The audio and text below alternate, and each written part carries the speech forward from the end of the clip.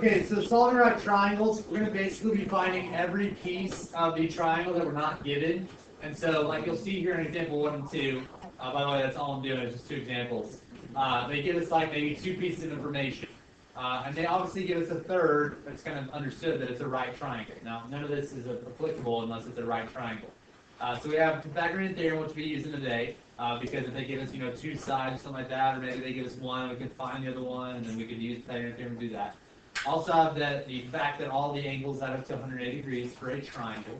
That's also important. Last thing is I labeled a triangle here. I labeled capital A, B, and C as the angles, and lowercase a, b, and c as the sides. And you see the lowercase sides are across from the uppercase angles. Cool? Questions?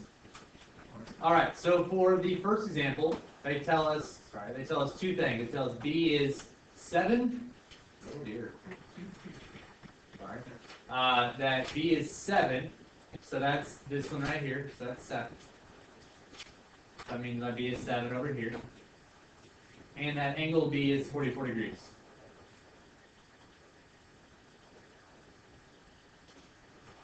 Alright, so now that I've got that, well, I guess I could say one more thing. What could I say? 90. Yeah, C is 90 degrees, right? Alright, now that I got all that, I want to figure out angle A. So I got one angle and I got 2 more sides to figure out.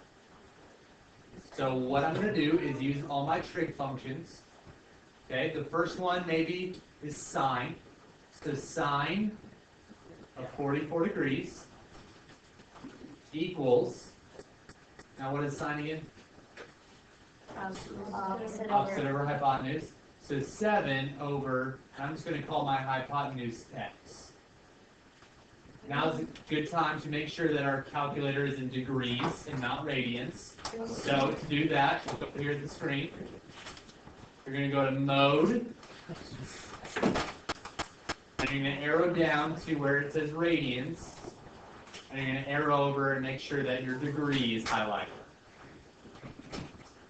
So mode, arrow down and get degree. Questions? Okay. And then enter. And then enter, and then you can press second quit, and then just go back to the home screen. All right? Okay, put that down for a sec. We're going to go back to the notes. I need to get x by itself here. So to get x by itself, I'm going to multiply both sides by x.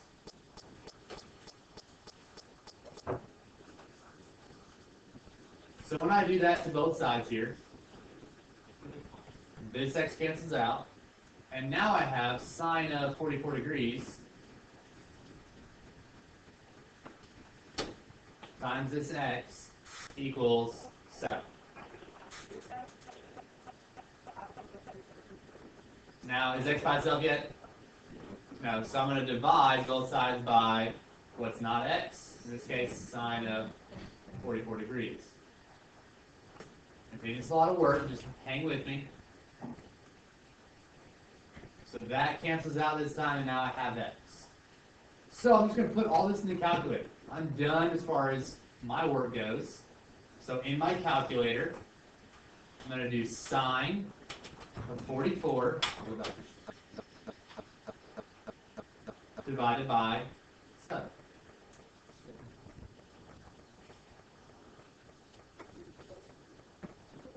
Did I do that right?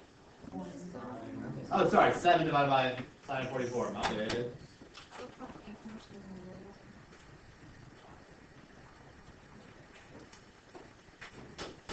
Boom.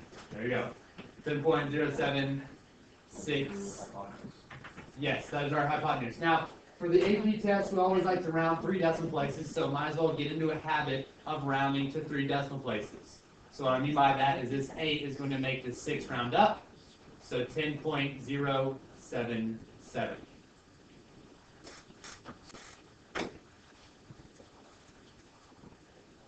10.077.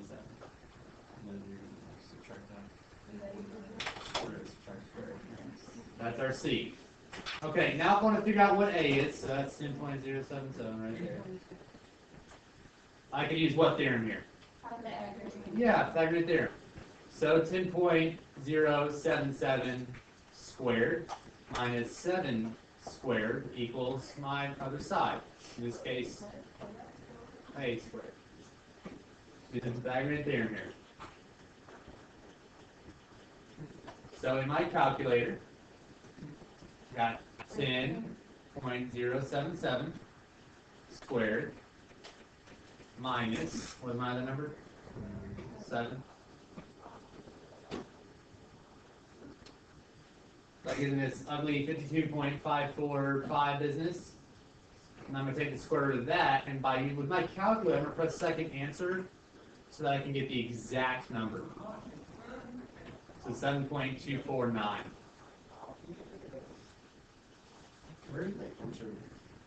It is the negative sign, second negative. 7.249.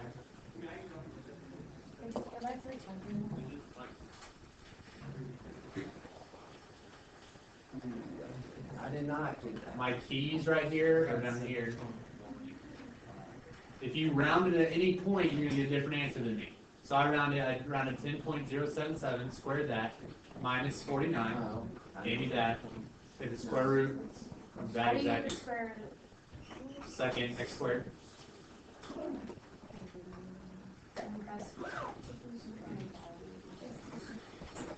All right, so I got every side now, 7.249. B was 7, C we found 10.077. The last thing is that pesky little a.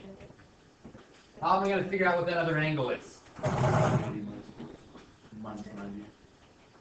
Yeah, we could use that fact that my other two angles have to add up to 90 degrees right here.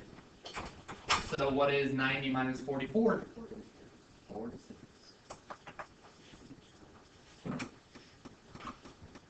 So there's all our work for the first one. We know that these two angles, A and B, have to add up to 90 degrees because this is already 90 degrees and they only add up to 180.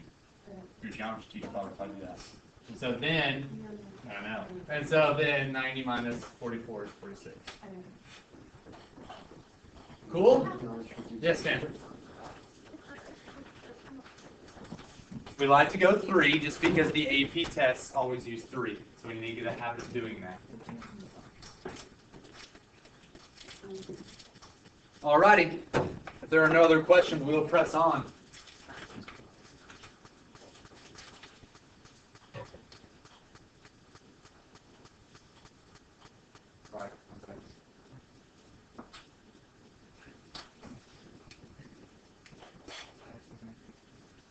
Alright, so we got A and we got C. A is 4.2, C is 18. Cool. How do I figure out what B is? C squared. So 18 squared minus 4.2 squared equals my missing side. 17.503.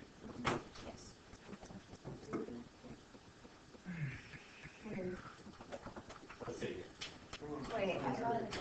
We got a different answer? Yeah. All right. So I got 18 squared minus, what was my other number squared? 4.2 squared.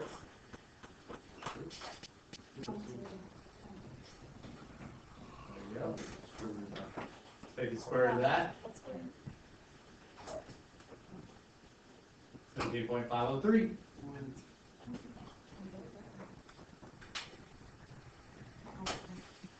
Well done. Alright, now that I got all the sides, I know C is 90 degrees. Cool, got that. That's kind of a gimme. We got a couple different options here. We could use any of them, to be honest, because we know all the sides. We know 4.2 goes here, 18 goes here, 17.503 goes there. Last class I did tangent. If we want to use tangent again, we can. We can do cosine. We can do sine. What y'all care? Yeah. I want to use cosecant.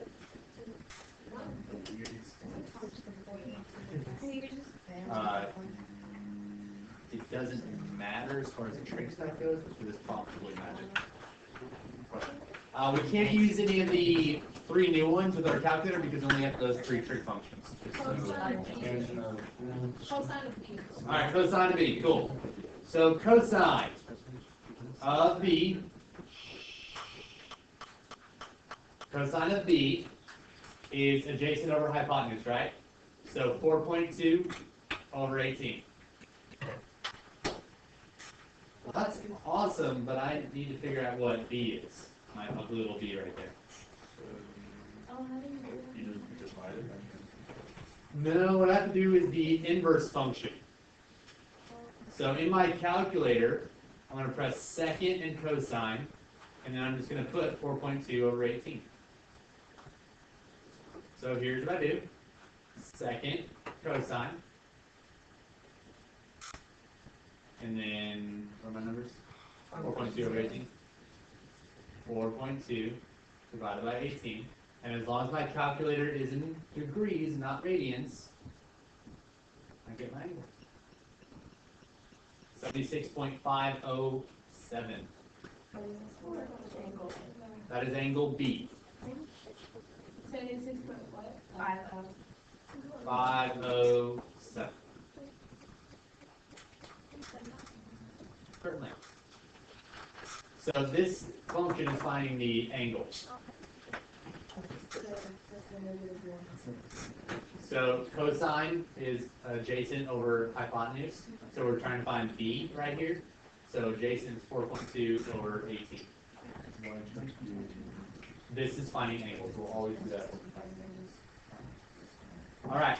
Now that I know that this one is 76.507, what's the quick, easy way to find the other angle? Subtract minus 90. Yeah, minus 90. So I'm going to do 90 in my calculator minus my answer, which is second negative. I get 13.493.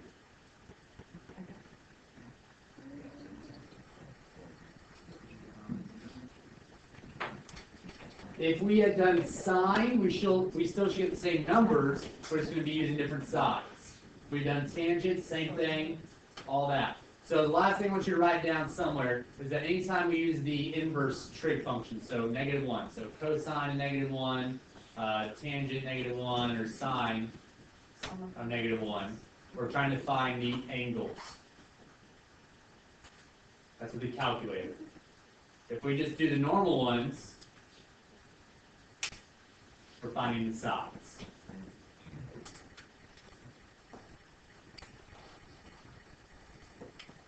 Questions before I move on?